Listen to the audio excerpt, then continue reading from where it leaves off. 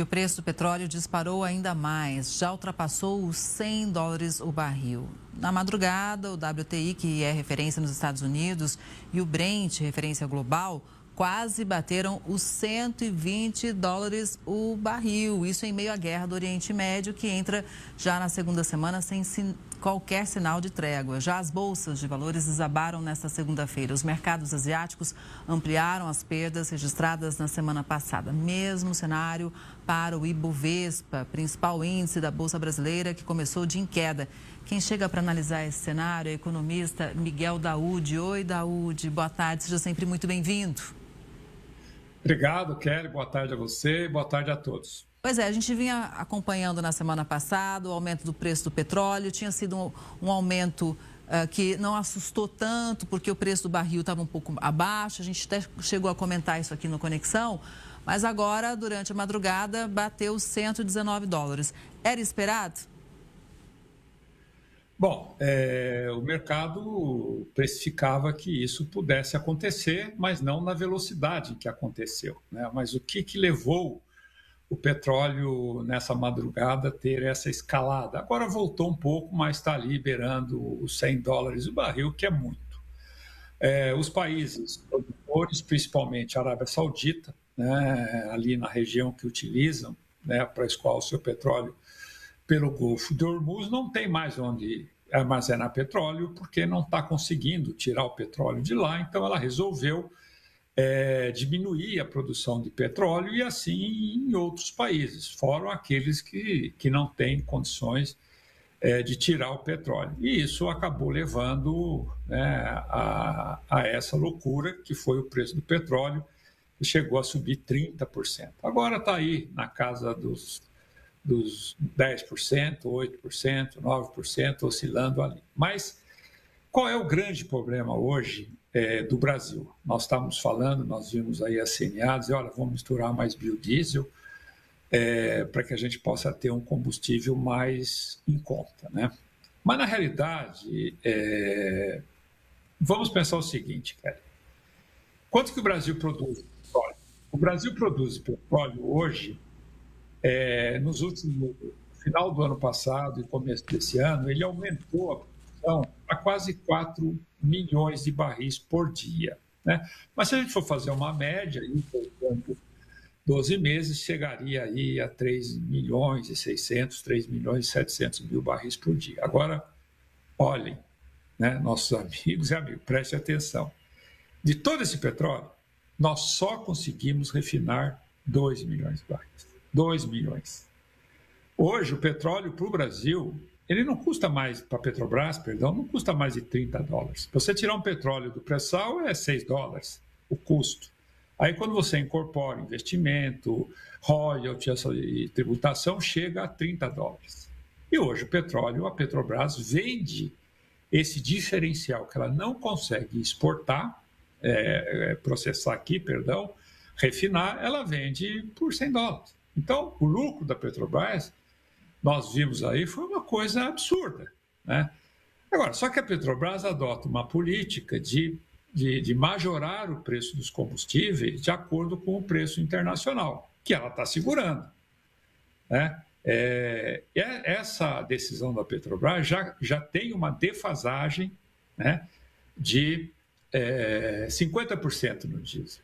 O diesel teria que subir mais $3, mais R$ 3. A gasolina tem uma defasagem de R$ 1,50, né? Só que nesse processo de importação, nesse nosso mercado de petróleo, tem as distribuidoras e tem duas refinarias, a de Mataripe, na Bahia, e a de Manaus. Elas são privatizadas, então elas não podem adotar a política da Petrobras, que segura o aumento, que tem, evidentemente, uma compensação pelo que ela ganha quando exporta o petróleo. Então, essas refinarias e essas distribuidoras, que já estão aumentando o diesel. Rio Grande do Sul hoje já está com problema de falta de diesel e os produtores rurais já estão ali penando, né? Já não conseguem mais. Então, quando nós nos deparamos com essa realidade e essa alta do preço do petróleo, não adianta nós afirmarmos que nós somos um grande produtor de petróleo. Somos, mas não refinamos o petróleo. Então, nós temos que importar 30% do diesel que nós consumimos e mais a gasolina, que parte dela a gente também não consegue produzir aqui.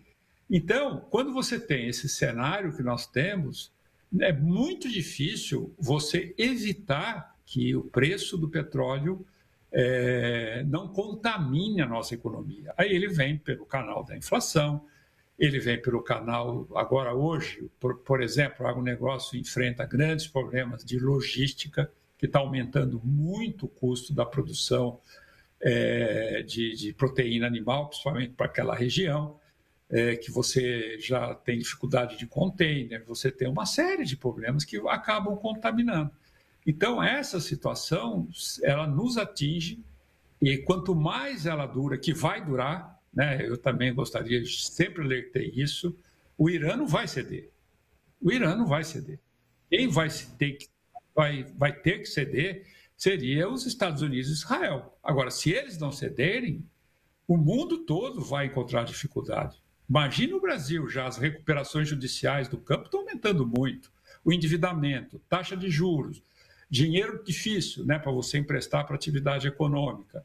Então, tudo isso acaba nos pegando exatamente por esses canais que transmitem essa situação.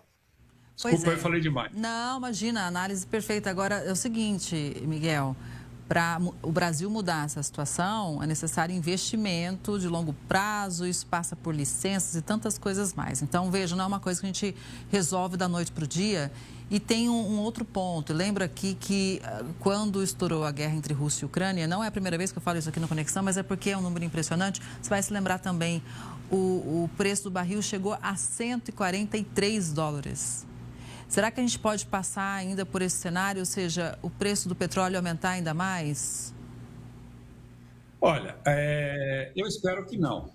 Eu tenho a impressão que essa situação ela vai se reverter, né? Porque ela é insustentável. Nós temos aí uma reunião já do G7, preocupado com isso, mas já disse que também não vai, né? Os países do G7 não vão utilizar as reservas que têm para tentar segurar isso, mas o que, na minha opinião, que vai acontecer rapidamente, não por uma questão de embate ali, né? Porque essa guerra é muito esquisita, né? Você pega Netanyahu ali preocupado com outras coisas, Trump também preocupado com outras coisas, de repente fala, não, é a questão da energia nuclear do Irã. E a Coreia do Norte? E a Coreia do Norte? Por que não ataca a Coreia do Norte? Ela tem bomba nuclear, né? Porque uma bomba atômica, as últimas duas, né, no Japão, pelos Estados Unidos, nunca mais soltaram uma bomba. Então, o arsenal nuclear ele é utilizado como ameaça. Agora, quem que é louco de usar uma bomba nuclear que também vai ser contaminado? Ainda mais ali no Oriente Médio. Não é a questão da repercussão física da bomba, é a questão da contaminação. Nós tivemos o caso de Chernobyl, hoje é a Ucrânia, né, na Rússia, na época, que contaminou vários países, né, com consequências gravíssimas. Então, qualquer país, por mais que tenha um líder irresponsável, ele não vai fazer isso. Então, a questão do arsenal nuclear é uma ameaça, né? Ó, eu tenho bomba nuclear, você não vai me invadir. Agora, evidentemente, Kelly, a minha opinião clara é que essa situação muda de acordo com a mudança política, né? Eu acho que o mundo vai se acomodar, o mundo vai entender que este não é o caminho da força. Então, já vai começar agora, porque o Irã, evidentemente, não vai ceder, Estados Unidos, e principalmente Estados Unidos, Israel não estaria muito preocupado com isso, ele vai ter que ceder, porque o americano já está pagando muito pela gasolina. E se a taxa de juros nos Estados Unidos não cai, o custo da dívida americana é muito alto. E no mundo todo, né? Você pega aqui o Brasil, se nós tivermos a manutenção dessa taxa de juros de 15% ou tivermos que aumentar, muitas empresas não têm como pagar sua dívida. Então, é uma situação que realmente eu tenho a esperança de que esses fatos que complicam os próprios países que estão na guerra possam levar a uma diminuição desse cenário e normalizar, tender a normalizar. Só espero que não chegue, mantenha o barril em torno de 140, 130 dólares, ou no nível que está.